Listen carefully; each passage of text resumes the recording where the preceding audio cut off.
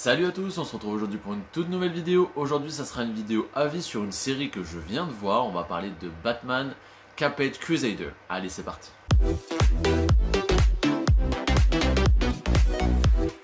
Alors, nouvelle série Batman faite par Bruce Timm, donc qui est déjà à l'origine d'autres projets Batman comme le plus connu, le Animated Series. Donc c'est pour ça que j'attendais énormément de cette série Batman. Donc c'est dispo sur Amazon Prime, c'est une série d'une saison pour l'instant, qui est sortie début août. Donc vous avez aux alentours de 10 épisodes de 25 à 30 minutes à peu près.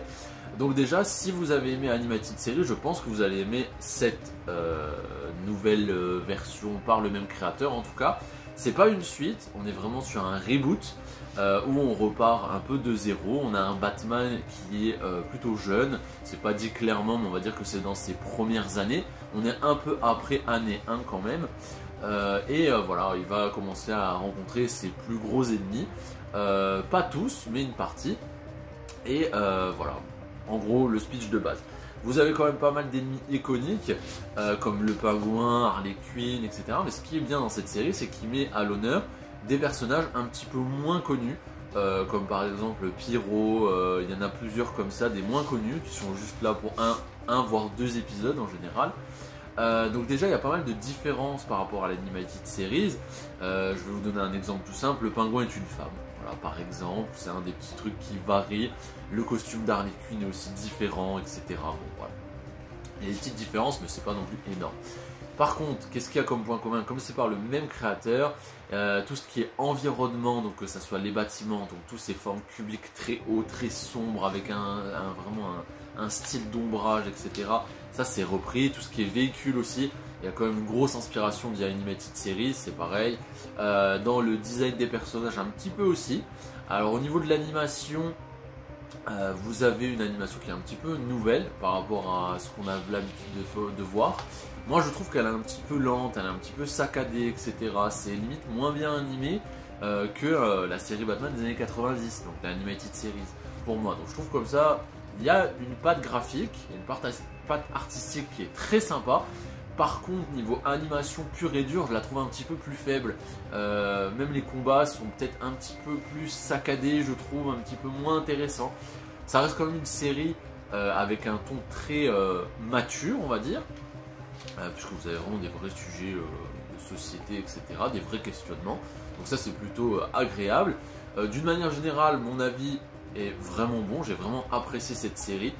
J'ai trouvé vraiment que les tenants, les aboutissants, l'explication de Bruce Wayne dans son évolution par rapport à ses premières années est vraiment bien adapté. En plus de ça, comme c'est un reboot, ils partent quand même du principe que vous connaissez l'histoire de base avec sa mère qui est morte dans la rue avec son père, etc. Tout ça, ils se en reparlent, mais vous le revoyez pas, donc ça c'est cool. Mais quand même, vous êtes censé connaître l'histoire de Batman quand même. Voilà, ils le citent et tout ça. Franchement vraiment agréable, je trouve qu'il y a plein de choses qu'on n'a pas l'habitude de voir dans ce genre de série Batman, comme par exemple la relation entre Alfred et Batman. Donc c'est vraiment au début quand ils trouvent un petit peu leur marque tous les deux, comment Alfred peut l'aider, etc. Et ils ont vraiment une relation assez froide pendant une bonne partie de la série, où voilà, il l'appelle Pennyworth, il l'appelle pas Alfred, etc. Ils sont un petit peu tendus les deux. Alfred est beaucoup plus soumis, les conseils qu'il lui donne, Batman il en prend pas du tout compte, etc. Et je trouve que cette relation elle évolue et c'est vraiment agréable. Pareil sur les ennemis, donc c'est introduit d'une autre façon en général, comme Harley, voilà, vous avez le docteur Quinzel qui fait des petites expériences sur des patients, etc.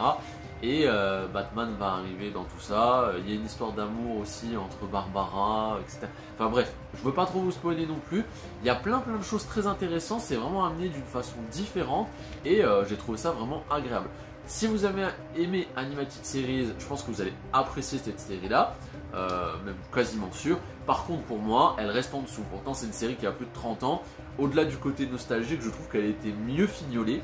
Rien qu'au niveau de l'animation, je vous dis, les combats, etc., je la trouve vachement mieux. Je trouvais l'Animated Series mieux que cette version-là. Pourtant, il y a plein de similitudes. Petit point aussi sur la Batmobile. Donc ils ont repris en fait le style de la Batmobile années 90, donc plutôt allongé. Là un poil plus court, et en fait c'est juste une voiture plutôt classique de cette époque-là, un tout petit peu stylisée avec des petits ailerons et la face avant qui est un peu plus arrondie, on va dire. Mais sinon je trouve qu'elle n'a pas trop de charme.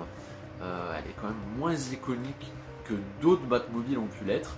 Donc ça c'est un petit point négatif. Voilà, de manière générale, vous pouvez y aller, c'est dispo sur Amazon Prime depuis début août, et c'est quand même un bon kiff à prendre si vous aimez Batman. Donc voilà ce qui conclut cette petite vidéo avis sur Batman Caped Crusader. J'espère qu'elle vous aura plu. N'hésitez pas à me le dire dans les commentaires si vous l'avez vu. Moi je vous dis à la prochaine. Allez, salut.